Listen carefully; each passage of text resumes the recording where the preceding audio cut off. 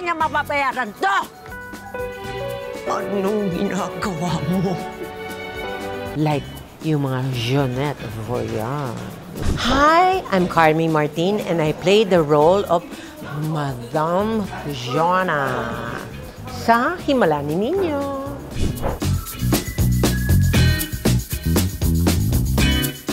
For me, mapa-comedy man o mapa-drama, unang-una, inaaral kong maigi talaga yung buong script.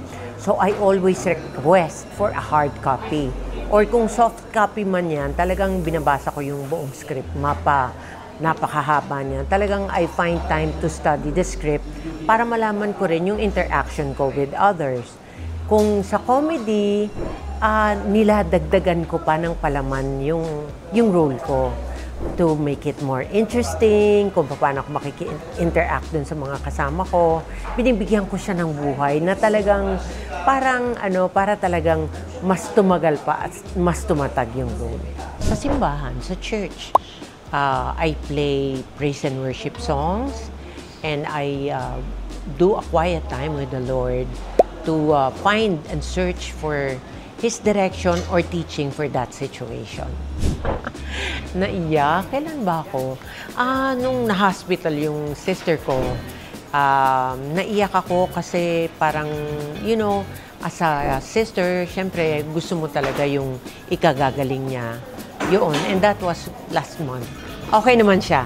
She is healing well and I'm so happy. Alam mo, yung second na plan ko is that gusto kong kasi medyo magaling akong mag-content creating. So siguro yung online, I am actually visualizing that anything about wellness and beauty that I would be endorsing and selling online, the products that I really believe. Yun.